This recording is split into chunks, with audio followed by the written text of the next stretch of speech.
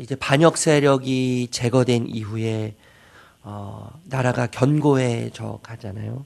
나라가 점점 견고해져 갈 때 이제 내각을 구성하고 그리고 지방 관리들을 이제 솔로몬이 세우면서 이스라엘이라고 하는 나라는 더 견고해져 가게 되었지요. 그리고 이제 성전이 또 왕궁이 이제 건축하게 됩니다. 건축되게 되는데 여러분 성전은 돌들로 건축이 됐잖아요. 돌들로 건축이 되는데 그런데 독특한 특징이 하나 있었죠. 돌들로 성전을 건축하는데 그 크기에 맞는 모양에 맞는 그 돌을 만들고 깎을 때 돌을 뜨는 곳에서 깎았죠. 다듬었잖아요. 그 굉장히 독특한 표현인데 여러분 있는 그대로 생태적인 모습 상태로는 성전의 건축 재료로 적합하지 않죠. 그래서 깎아야 돼요. 다듬어야 되고 그래서 깎고 다듬어질 때에 돌들이 용도에 맞는 적합한 돌이 될 수 있는 것이죠. 여러분 성경은 우리 구원받은 성도들을 향해서 성전이라고 이야기하잖아요. 성전. 성도는 하나님의 성전인데 하나님의 성전으로 세워져 가기 위해서 하나님은 우리를 늘 다듬으세요. 그리고 우리를 늘 깎으시죠. 그런 과정을 우리는 고난이라고 불러요. 고난이 때로는 아프고 또 고통스럽고 쓰지만 그 모든 과정들을 통해서 하나님은 우리를 더욱 성전이 성전되도록 하시죠. 성전이 더욱 아름답고 제 기능을 할 수 있는 성전이 되도록 우리를 깎으시고 다듬어 가시는데 여러분 그 과정이 참 아프고 쓰라리고 고통스럽긴 하지만 성전이 되어져 가는 과정이기 때문에 그 고난이라고 하는 그 과정은 너무나 고귀하죠. 그리고 그 과정은 너무나도 숭고한 과정이에요. 그것을 우리가 좀 기억하시면 좋을 것 같고요. 성전 외부 공사, 이제 다듬은 돌들을 통해서 성전의 외부를 아름답게 건축했다면, 이제 내부로, 우리의 시선을 돌리죠. 그래서 내부를 아름답게, 이어서 솔로몬이 건축을 하는데, 여러분, 거기에 지성소와 또 두 그룹과 모든 모양의 설계와 양식은 이미 하나님께서 말씀하신 대로, 명령하신 대로 만들어지고 있다는 것을 우리는 너무나 잘 알고 있죠. 내부 공사도 외부 공사 못지않게 굉장히 중요한 공사잖아요. 어떻게 보면 용도와 목적을 우리가 생각한다면 외부보다는 내부가 훨씬 더 중요하죠. 훨씬 더 중요한데 내부 공사를 어떻게 하느냐에 따라서 이 건물의 진정한 의미가 퇴색될 수도 있고 그 의미가 더 살아날 수도 있는 것이죠. 좀 전에 제가 말씀드렸지만요. 우리는 다 성전이에요. 하나님께서 우리를 다 성전으로 부르셨어요. 그런데 더 정확히 말하면 우리라고 할 때, 우리가 성전이라고 할 때 우리의 내면, 마음을 성경은 더 자세하게 이야기하는 것이죠. 성전은 곧 우리의 마음이라고 이야기하는데 마음은 우리의 내면이죠.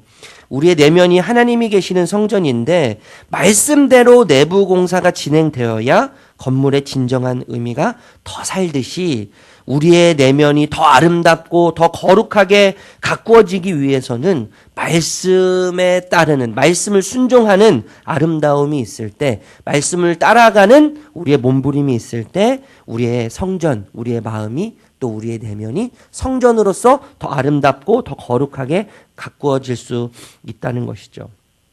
그런데 여러분, 이제 성전이 건축되었어요. 돌들이 깎여지고 다듬어져서 아름답고 멋진 거룩한 화려한 성전 외벽이 만들어지고 그 이후에 말씀대로 그 내부가 아름답게 정말 거룩하게 이제 완공이 되어가고 있어요.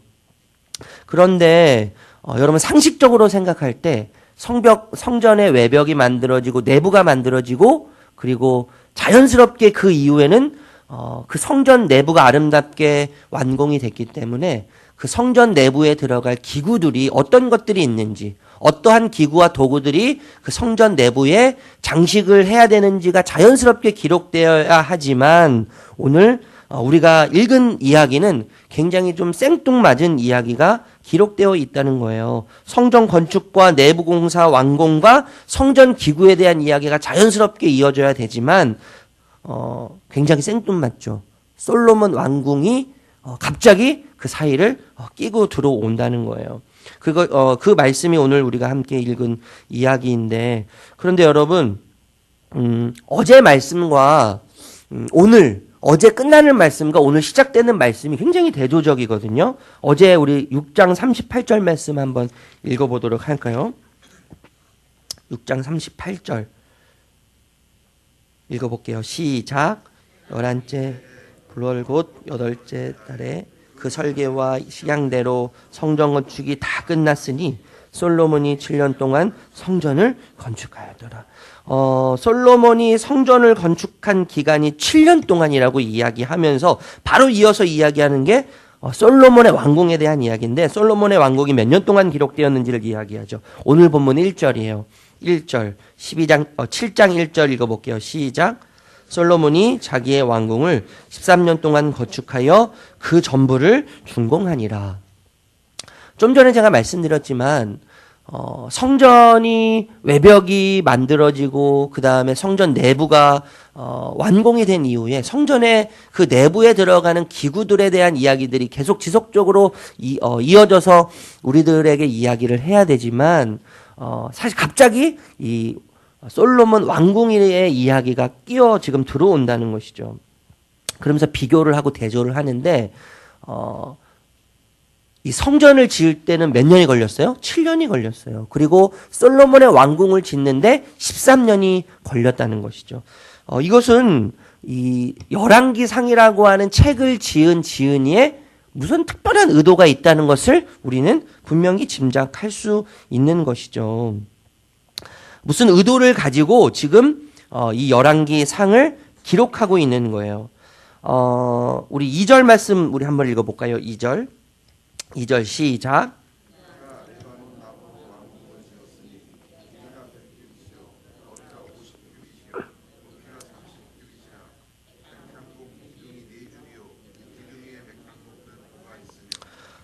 예. 여러분 먼저 우리가 좀 살펴보려고 하는 것은 솔로몬 왕궁에 대한 거예요. 왜 갑자기 성전에 대한 건축 이야기를 하다가 갑자기 왜 이 솔로몬 왕궁의 이야기를 의도적으로 집어넣는지, 이 사이에 이 솔로몬 왕궁의 이야기를 기록했는지 좀 살펴보려고 하는데, 솔로몬 왕궁의 별칭이 있었어요. 그 솔로몬 왕궁의 별칭이 뭐냐면 레바논 숲의 궁이라는 별칭이거든요. 오늘 2절의 말씀인 레바논 나무로 왕궁을 지었으니 이렇게 표현하는데, 원문에 더 가까운 표현은 레바논 숲의 궁이에요. 레바논에 있는 나무, 이제 백향목이라고 하는데, 백향목, 이 발음도 사실 좀 저는 어렵거든요. 백향목은 삼나무의 일종이라 그래요. 삼나무. 지금도 이 삼나무를 많이 사용하는, 제가 한번 찾아봤어요. 삼나무는 어떤 나무인가? 근데 은은한 멋이 있죠. 삼나무는요. 그리고 향이 참 좋아요. 피톤치드라는 말 들어보셨어요? 네. 피톤치드라는 그런 그 살균성이 있는 그런 그 냄새 향기라고 하는데, 일반 나무들보다 이 피톤치드가 4배 정도 많다고 해요. 4배 정도 많고 향균 작용이 있다는 거죠. 향균 작용이 있어서 면역력을 높여준다는 거예요. 면역력을 높여주는 이 피톤치드가 있기 때문에 벌레가 잘 생기지 않는다는 거죠. 이 나무는 굉장히 튼튼한 거예요. 다른 나무들보다 튼튼하고 변형이 잘 되지 않는 것이죠. 그래서 이 나무는 굉장히 고가의 나무였죠. 그래서 아무나 쓸 수 없는 고가의 나무였는데, 이 나무를 가지고 지금 뭐를 짓고 있어요? 왕궁을 짓고 있는 거예요. 왕궁을 짓는데 이 왕궁의 부속물이 있어요. 마치 복합단지 같은 이미지죠. 복합단지. 요즘에 주상복합단지라는 거 있잖아요. 아파트만 있는 게 아니고요. 그 아파트 안에 쇼핑몰도 있고요. 식당도 있고 병원도 있고 뭐 스포츠 뭐 헬스클럽도 있고. 그러니까 이 밖에 나가지 않아도 그 건물 안에 있으면 다 해결되는 그런 주상복합, 뭐 이런 복합단지라는 말이 있는데, 마치 이 솔로몬의 왕궁은 복합단지예요. 복합단지인데 여러분 거기에 솔로몬의 궁이 있었고 또 바로의 딸을 위한 궁이 있었죠. 그리고 뜰이 있었고 보호자의 주랑, 심판을 하기 위한 주랑, 뜰이라고 이야기할 수 있는데 복도라고도 이야기할 수 있죠. 그리고 일반 주랑, 복도 이런 공간들이 있었어요. 그런데 여러분 왕궁의 크기는 어떠냐 하면 우리가 좀 전에 읽었지만요. 100규빗이죠. 길이는 100규빗. 100규빗을 계산하니까 이 한 규빗은 우리가 잘 알잖아요. 이 가운데 손가락 끝에서 이 팔꿈치까지 보통 평균을 내면 45.6cm 정도라고 이야기해요. 그 정도의 길이로 계산을 해보면 100규빗이면은요 46m 정도 되는 거예요. 46m. 46m의 길이와 또 넓이가 어느 정도 되냐면 50규빗이죠. 50규빗을 계산해 보니까 23m가 나와요. 그리고 높이는 30규빗. 이것을 계산해 보니까요 13.5m가 나온다는 거죠. 성전과 비교해 볼 때 성전의 길이는 몇이었죠? 60규빗.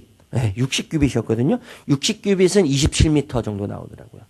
왕궁의 길이가 64m인데 성전의 길이는 27m예요. 그리고 왕궁의 넓이가 23m라면 성전의 넓이는 20규빗, 9m 정도 되는 거죠. 근데 높이는 똑같아요. 30규빗, 13.5m. 성전은 3층으로 구성됐다면 왕궁은 4층으로 구성됐어요. 우리가 이게 대략적으로 상상을 해서 그림을 그려보면 성전이 왕궁보다 작아요. 작은데 평수를 계산해 보니까요. 평수까지 계산을 했더라고요. 평수까지 계산해 보니까 성전은 74평 정도 되는 거예요. 여기보다 약간 더 큰 크기죠. 여기보다 약간 좀 더 큰 크기인데 한 반 정도 더 큰 크기인데 왕궁은요 300평이라는 거예요. 300평.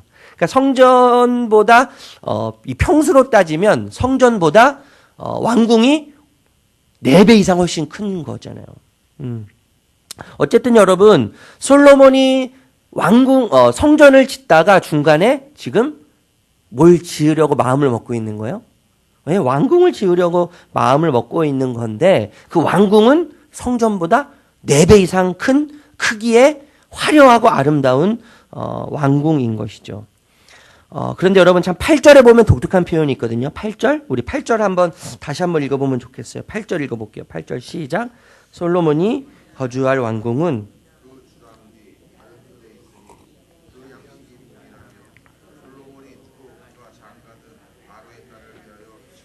전데 이 주랑과 같더라. 왕궁의 여러 부속물들을 짓는 중에 그가 장가든 바로의 딸을 위하여서도 왕궁을 지었다고 이야기해요. 여러분 당시는 우리가 너무나 잘 알아요. 남성 중심의 사회였잖아요. 남성 중심의 사회였기 때문에 남자가 여자에게 장가든다고 표현하지 않죠. 여자가 남자에게 시집 왔다고 표현을 쓰지 이게 일반적인 표현이죠. 바로의 딸에게 솔로몬 그가 장가들었다는 표현은 또 다른 무언가를 우리에게 이야기해 주는 표현이거든요. 솔로몬의 관심은 어떻게 보면 성전을 짓는 것보다 왕궁을 짓는 것에 더 관심이 있었을 뿐만 아니라 그 왕궁을 지을 때 자신에게 시집온 반대로 이야기하면 솔로몬 그가 장가든 바로의 딸을 위해서 집을 지었는데 여러분 솔로몬은 바로의 딸에게 장가듦으로 인해서 사실 그녀에게 종속된 거예요. 이해되세요? 네. 바로의 딸이 솔로몬에게 시집을 와서 솔로몬의 딸이 바로의 딸이 제가 지금 어리버리돼요. 누구의 딸이죠? 바로의 딸 그래요. 바로의 딸이 솔로몬에게 시집든 게 아니고 그래서 솔로몬에게 종속된 된 것이 아니라 솔로몬이 바로의 딸에게 장가듦으로 솔로몬 자신이 바로의 딸에게 종속된 거예요. 그런데 여러분 제가 지난주에도 말씀드렸지만 이 결혼은 개인 대 개인의 결혼이 아니잖아요. 국가와 국가의 결혼이거든요. 이스라엘과 애굽의 결혼이에요. 그러니까 이 표현은 정확하게 이야기하면 이스라엘이 솔로몬이 바로의 딸에게 장가됨으로 그녀에게 종속됨으로 이스라엘이 누구에게 종속된 거예요? 애굽 바로에게 종속된 것을 상징적으로 표현하는 거예요. 왜 이 솔로몬이 그렇게 했는가 우리가 생각을 한다면 이 솔로몬은 애굽과 동맹 맺음으로 확보되는 나라의 안전과 번영과 견고함을 더 사랑했다는 것을 우리에게 이야기하고 있는 것이죠. 여러분 그런 차원에서 얼마나 아름답게 적겠어요. 안전을 확보하기 위해서요. 그렇죠? 번영과 견고함을 확보하기 위해서 얼마나 아름답게 적겠어요. 그래서 솔로몬의 왕궁을 9절에서 11절 보면요. 모든 귀한 것들을 다 동원해서 졌다고 이야기하거든요. 그래서 귀하다는 표현을 3번이나 사용해요. 귀하다, 귀하다, 귀하다. 그래서 마침내 12절에 보면 12절 읽어볼게요. 12절 시작. 또